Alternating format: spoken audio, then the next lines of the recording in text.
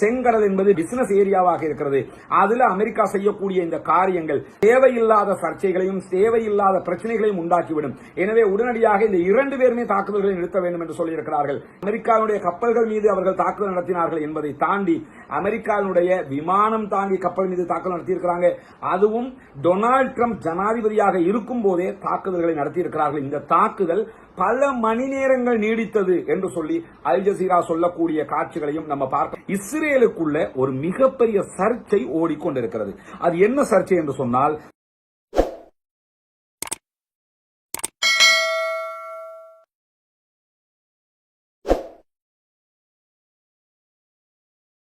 பேரன்பிற்கினிய சகோதர சகோதரிகள், நம் அனைவர் மீதும் ஏக இறைவனுடைய அமைதியும் கருணையும் உண்டாகட்டுமாக என்கிற உயரிய பிரார்த்தனைகளோடு இன்றைய தினம் காசாவிலே சீஸ்ஃபயர் யுத்த நிறுத்தம் ஏற்பட்டு 58வது நாளாக இருக்கிறது. இந்த நேரத்தில் பாலஸ்தீனம் மீதான இஸ்ரேலிய ஆக்கிரமிப்பு படைகளுடைய தாக்குதல்கள் ஆரம்பிக்கப்பட்டு 528வது நாளாக இருக்கக்கூடிய இந்த நாளிலே என்னவெல்லாம் நடந்து கொண்டிருக்கிறது காசாவிலும், காசாவையொட்டி பாலஸ்தீன நிலப்பரப்பிலும், மத்திய கிழக்கிலும் என்கிற செய்திகளைத்தான் இன்றைக்கும் நாம் பார்க்க இருக்கிறோம். காசாவை பொறுத்தவரையில மார்ச் மாதம் 2ஆம் தேதி முதல் காசாவுக்குள் எந்த வகையான உணவுகளும் தண்ணீரும் மருந்துகளும் நுழையவில்லை என்று சொல்லி வேர்ல்டு ஃபுட் புரோகிராம் இன்றைக்கு அறிவித்திருக்கக்கூடிய அறிக்கையில் சொல்லி இருக்கிறார்கள்.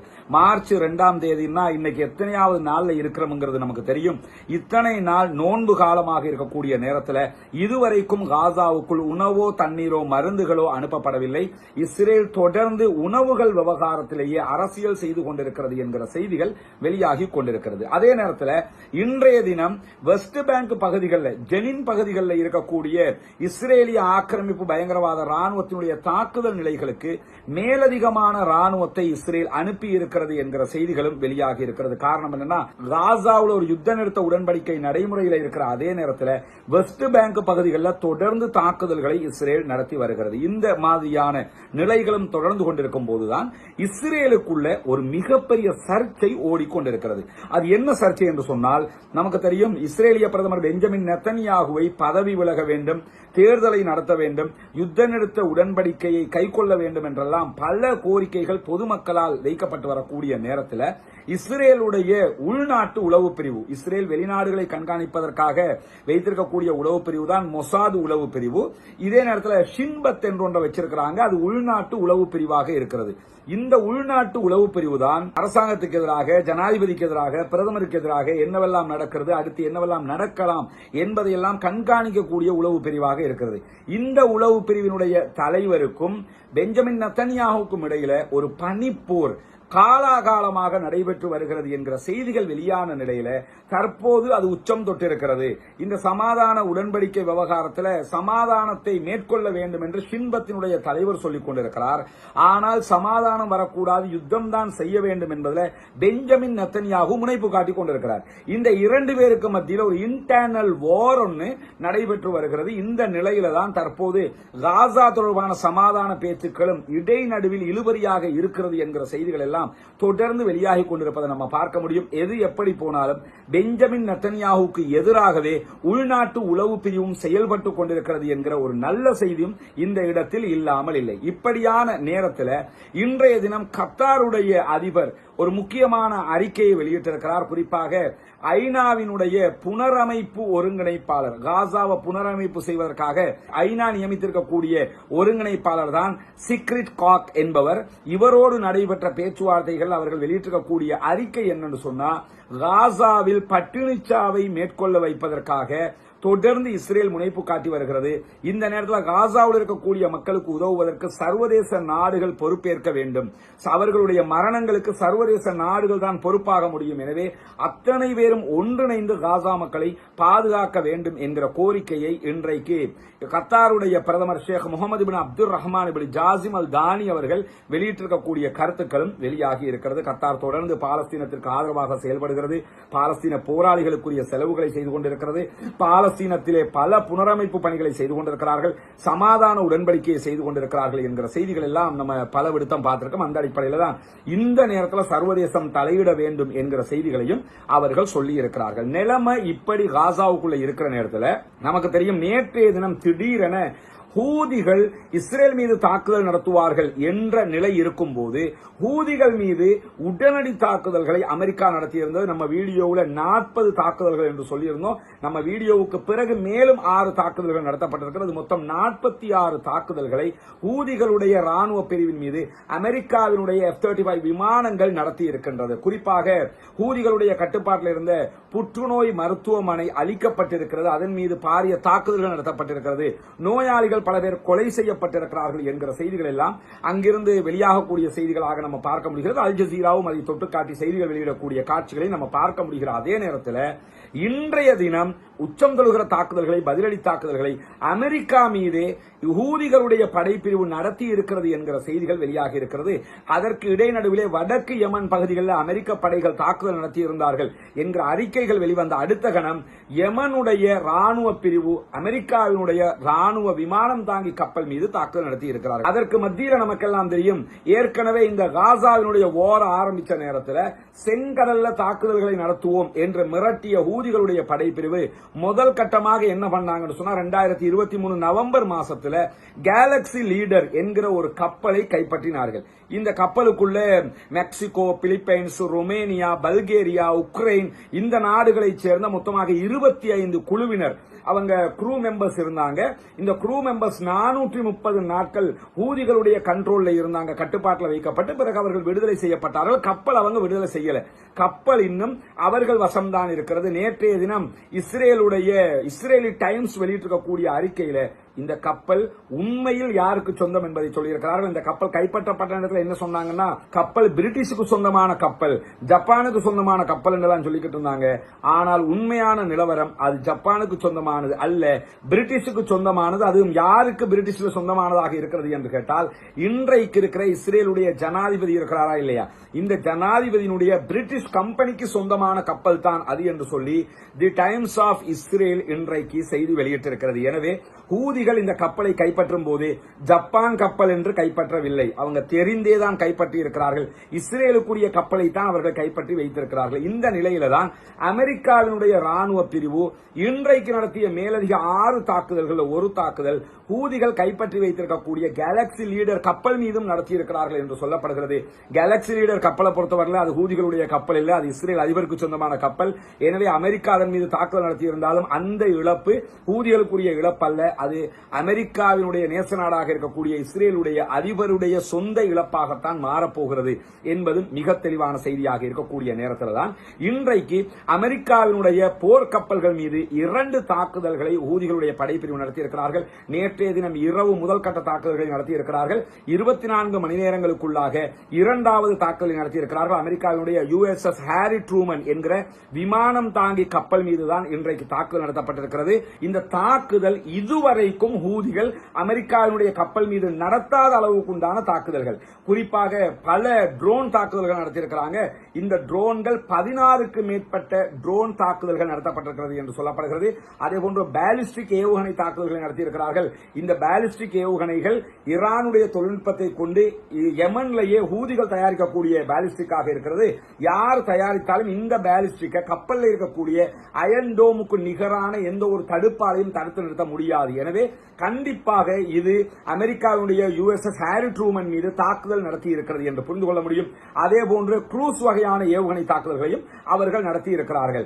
அமெரிக்கா நாங்க நேரடியாக உள்ள புந்து அடிச்சிட்டோம்னா அத்தோட ஹூதிகள் காலின்னு நினைச்சுக்கிட்டு தான் தாக்குதல் நடத்தினாங்க. ஆனா அமெரிக்காவுடைய கப்பல்கள் மீது அவர்கள் தாக்குதல் நடத்தினார்கள் என்பதை தாண்டி அமெரிக்காவுடைய விமானம் தாங்கி கப்பல் மீது தாக்குதல் நடத்தியிருக்கிறாங்க. அதுவும் டொனால்டு டிரம்ப் ஜனாதிபதியாக இருக்கும் போதே தாக்குதல்களை நடத்தியிருக்கிறார்கள். இந்த தாக்குதல் பல மணி நேரங்கள் நீடித்தது என்று சொல்லி அல் ஜசீரா சொல்லக்கூடிய காட்சிகளையும் நம்ம பார்க்க முடிகிறது. எனவே 24 மணி நேரத்துக்குள்ளாக 2 முறை தாக்குதல் நடத்தியிருக்கிறார்கள். படுபயங்கரமான தாக்குதல். அமெரிக்காவினுடைய விமானம் தாங்கி கப்பலில் இருந்த பல விமானங்களுக்கு இதனால் பாதிப்பு ஏற்பட்டிருக்கிறது, பற்றி எரிகிறது என்கிற செய்திகள் வந்தாலும் அமெரிக்கா இதை மறுத்திருக்கிறது. அடி வாங்கினவன் நாங்க அடி வாங்கிட்டோம் ஒப்புக்கொள்ள மாட்டான், அந்த அடிப்படையில் அவங்க ஒப்புக்கொள்ளல. ஆனால் அவர்கள் மீது தாறுமாறான தாக்குதல்கள் நடத்தப்பட்டிருக்கக்கூடிய நேரத்தில் தான் இந்த யமன் மீதான அமெரிக்காவுடைய தாக்குதலையும் அமெரிக்கா மீதான யமனுடைய தாக்குதல் தொடர்பாகவும் ஈரானுடைய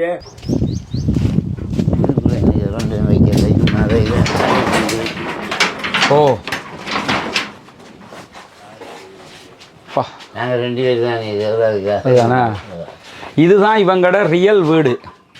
ஆனால் இங்கே இருக்க முடியல. முன்னாடி ஒரு வீடு அவங்க வச்சுருந்ததுனால கொஞ்சம் சின்ன சின்ன திருத்த பணிகளை செஞ்சு மகளோட சேர்ந்து இப்போ அவர் வாழ்ந்துக்கிட்டு இருக்கிறாரு. 65 வயசு. திடகாத்திரமாக தான் இருக்கிறீங்க. எஸ், ஆமாம்.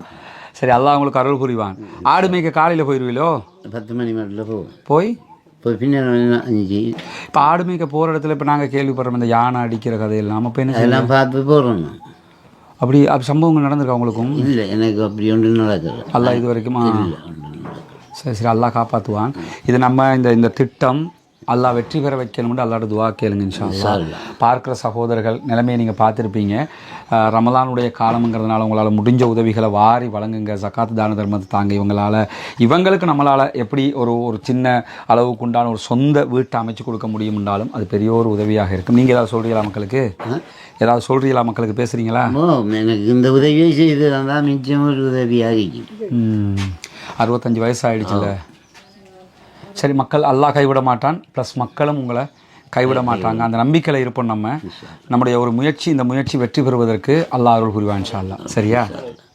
இப்போ நம்ம நிற்கக்கூடிய இந்த இடத்துல இந்த கையால் இப்படி தொடுற அளவுக்கு பார்த்தீங்கன்னா கொஞ்சம் போனால் எனக்கு அந்த அவங்க முகடை தொட்டலாம், இதெல்லாம் தொட முடியும். இந்த தகரத்தை போட்டு தான் அவங்க வாழ்ந்துக்கிட்டு இருக்கிறாங்க. இதுக்குள்ளே நமக்கு நிற்கவே முடியலை. ஆனால் அவங்க வாழ்க்கை இதுக்குள்ளே தான் கடத்துக்கிறாங்கன்னு சொல்லும்போது சுற்றி வரையும் தகரத்தை தான் அடிச்சிருக்கிறாங்க. நம்ம எல்லாம் சாதாரண சூட்டுக்கே ஏசி இல்லாமல் இருக்க முடியலை என்று யோசிக்கிற நேரத்தில் இவங்க ஏசியினோட கற்பனை கூட பண்ண முடியாது. அதை சூட்டை எப்படி குறைக்கலாம் சின்ன அளவுலங்கிறது மட்டும்தான் அவங்களோட கற்பனையாக இருக்குமே தவிர வேறு எதையுமே அவங்களால செய்ய முடியாத ஒரு நிலை இருக்கிறாங்க. அல்லாஹ் போதுமானவன். நீங்கள் உங்களால் முடிந்த தான தர்மங்களை செய்கிற போது இதற்கெல்லாம் நம்மால் முடிந்த ஒரு தீர்வுகளை நாம் கொடுக்க முடியும் இன்ஷா அல்லாஹ். தலையில் பற்றாமல் வாங்கினாண்ணா, நீங்கள் படாமல் தான் வருவீங்க, நான் தான் தலைப்பட்டா படும் இல்லையா? ஷியா மத பிரிவினுடைய அதிஉச்ச தலைவராக இருக்கக்கூடிய ஆயத்துல்லா அலி ஹாமனி அவர்கள் இன்றைக்கு எக்ஸ் தளத்தில் ஒரு கருத்தை வெளியிட்டிருக்கிறார். அதில் என்ன சொல்றாருன்னா, அமெரிக்கா மீதான யமனுடைய எதிர்ப்பு தாக்குதலை அவர் பகிரங்கமாகவே பாராட்டி இருக்கிறார். அதை தாண்டி ஆயத்துல்லா அலி ஹாமனி பேசுகிற நேரத்தில் யமன் மக்களோடு நாங்கள் என்றைக்கும் ஒற்றுமையாக இருப்போம், உங்களை கைவிட மாட்டோம், உங்களோடு நாங்கள் துணையாக இருப்போம், நீங்கள் எதை செய்தாலும் உங்களுக்கு பின்னால் நாங்கள் இருப்போம் என்பதை வெளிப்படையாகவே சொல்லியிருக்கிறார். அங்க ஒளிச்சி மறைச்சி நாங்க யமனுக்கு பின்னாடி இல்ல இப்படி எல்லாம் பேசாம நாங்கள் தான் இருக்கிறோம் என்பதை வெளிப்படையாக பேசியிருக்கிறார். அது மட்டுமல்லாமல் இன்றைக்கு ஆயத்துல்லா அலி ஹாமனி சொல்லும் போது ஒரு செய்தி என்ன சொல்றாருன்னா, இன்னைக்கு அமெரிக்காவும் அமெரிக்காவுடைய நேச நாடுகளும் இஸ்ரேல் உள்ளிட்ட நாடுகளும் இவ்வளவு பயந்து நடுங்கிக்கிட்டு இருக்கிறதுக்கான காரணமே என்னன்னு சொன்னா அரபு நாடுகளுடைய ஒற்றுமை தான். அரபு நாடுகள் அத்தனையும் ஒற்றுமையாக இன்றைக்கு நின்று கொண்டிருக்கின்றன. எனவே அரபு நாடுகளுடைய ஒற்றுமை பாராட்டுக்குரியது. நாம தொடர்ந்து இப்படி நின்னோம்னு சொன்னா கண்டிப்பாக நாம் ஜெயிக்க முடியும் என்று ஆயத்துல்லா அலி ஹாமனி அவர்கள் இன்றைக்கு வெளியிட்டிருக்கக்கூடிய அறிக்கையில சொல்லி இருக்கிறார். அது மட்டுமல்லாமல் இன்னைக்கு ஹூதிகள் நடத்திய தாக்குதலுக்கு பிறகு இது தொடர்பாக சீனாவும் கருத்து வெளியிட்டிருக்கிறது. அதுல சீனா சொல்லியிருக்கக்கூடிய கருத்து என்னன்னு சொன்னா, அமெரிக்கா தற்போது ஹூதிகள் மீது தாக்குதல் நடத்த போய் தான் ஹூதிகள் திரும்ப செங்கடல்ல தாக்குதல் நடத்த ஆரம்பிச்சிருக்காங்க. எனவே ஹூதிகள் மீதான தாக்குதல் அமெரிக்கா நிறுத்திட்டாலே செங்கடல்ல பிரச்சனை வராது. செங்கடல் என்பது பிசினஸ் ஏரியாவாக இருக்கிறது. அதுல அமெரிக்கா செய்யக்கூடிய இந்த காரியங்கள் தேவையில்லாத சர்ச்சைகளையும் தேவையில்லாத பிரச்சனைகளையும் உண்டாக்கிவிடும். எனவே உடனடியாக இந்த 2 பேருமே தாக்குதல்களை நிறுத்த வேண்டும் என்று சொல்லியிருக்கிறார்கள். இந்த சீனாவினுடைய அறிக்கை ஒட்டுமொத்தமாக யமனுக்கு ஆதரவான அறிக்கை என்பது அத்தனை பேருக்கு தெரியும். அவர்கள் யமனோடு தான் நிற்பார்கள், ஈரான் யமனோடு இருக்கிற காரணத்தினால் என்பதையும் நம்ம புரிந்து கொள்ள முடிகிறது. எது எப்படி போனாலும் சீனா அமெரிக்காவுக்கு எதிராக இந்த விவகாரத்தில் கருத்து வெளியிட்டிருக்கக்கூடிய நேரத்தில் தான் டொனால்ட் ட்ரம்ப் தன்னுடைய ட்ரூத் சோஷியல் என்கிற எக்ஸ் மாதிரி அவரே உருவாக்கின ஒரு பக்கம் அது. அந்த பக்கத்தில் தற்போது இது தொடர்பாக கருத்து வெளியிட்டிருக்கிறார். அதுல என்ன சொல்றாருன்னா, யமன்ல இருக்கக்கூடிய ஹூதிகள் அமெரிக்கா மீது நடத்தக்கூடிய எல்லா தாக்குதலையும் ஈரானே எங்கள் மீது தாக்குதல் நடத்துவதாகத்தான் நாங்கள் புரிந்து கொள்வோம். எனவே ஈரான் இதற்கு பொறுப்பேற்க வேண்டி வரும், ஈரான் மீது நாங்கள் தாக்குதல் நடத்த வேண்டி வரும் என்று இன்றைக்கும் ஈரானோடு ஒரு யுத்தத்திற்கு தயாரான மனோநிலையை அமெரிக்காவினுடைய அதிபர் டொனால்ட் ட்ரம்ப் வெளியிட்டிருக்கக்கூடிய செய்திகள் வெளியாகி இருக்கிறது. இந்த தெஹரானுடைய கிளர்ச்சியாளர்கள் தான் இவை அத்தனைக்கும் பொறுப்பேற்க வேண்டும் என்று சொல்லி பகிரங்கமாகவே அவர் சொல்லி இருக்கிறார். சொல்லி இருந்தாலும் உடனடியாக ஈரானும் இதற்கு ரெஸ்பான்ஸ் பண்ணி இருக்கிறாங்க. என்ன சொல்லி இருக்கிறாங்கன்னு சொன்னா, ஈரானுடைய பகுதிகள் மீதோ அல்லது ஈரானுடைய நட்பு நாடுகள் மீதோ எந்த தாக்குதலை அமெரிக்கா மேற்கொண்டாலும் அதற்கு தீர்க்கமான உச்சகட்ட பதிலடியை ஈரான் கண்டிப்பாக தரும் என்று சொல்லி இன்றைக்கு ஈரானுடைய வெளியுறவு அமைச்சகத்தினுடைய செய்தி தொடர்பாளர் வெளியிட்டிருக்கக்கூடிய அறிக்கையில் சொல்லி இருக்கிறாரு.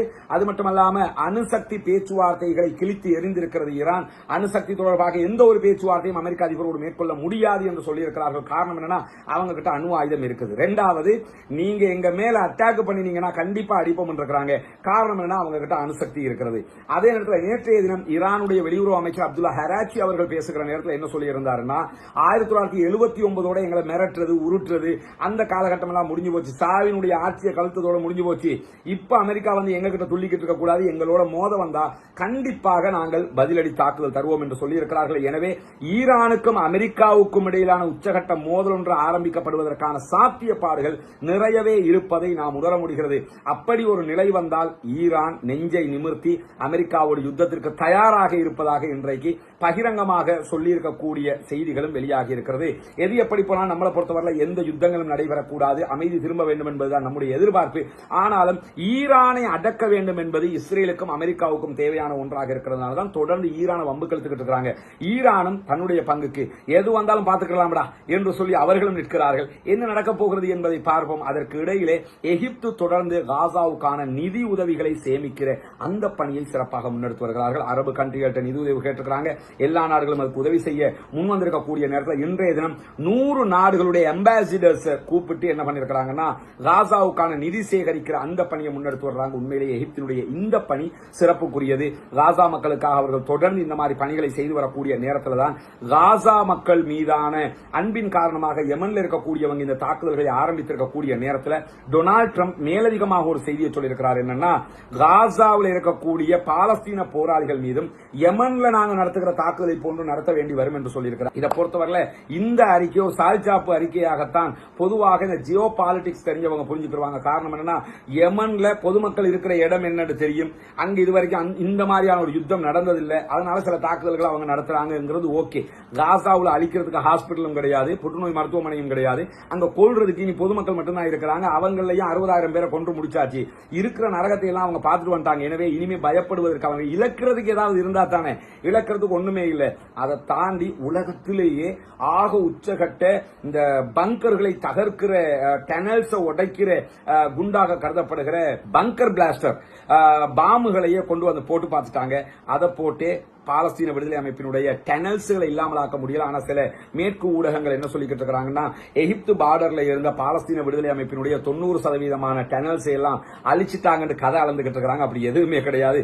0% கூட அவங்க அழிக்க முடியாம இருக்கிறது நமக்கு எல்லாம் தெரியும். அணுகுண்ட போட்டா மட்டும்தான் அங்க அழிவை உண்டாக்க முடியுமே தவிர வேறு ஒன்றும் செய்ய முடியாது. அதற்காக காசா எல்லையில் அணுகுண்ட போடவும் முடியாது. அணுகுண்டு காசா எல்லையில் போடப்படமாக இருந்தால் கண்டிப்பாக இஸ்ரேல், ஈரான், லெபனான் என்று எல்லா நாடுகளும் அதனுடைய அழிவை சந்திக்க வேண்டி வரும். எனவே அந்த முனைப்பை அமெரிக்கா ஒருபோதும் எடுக்காது என்கிற நிலையில ஈரான் பகிரங்கமாக யுத்தத்திற்கு தயார் என்கிறார்கள்.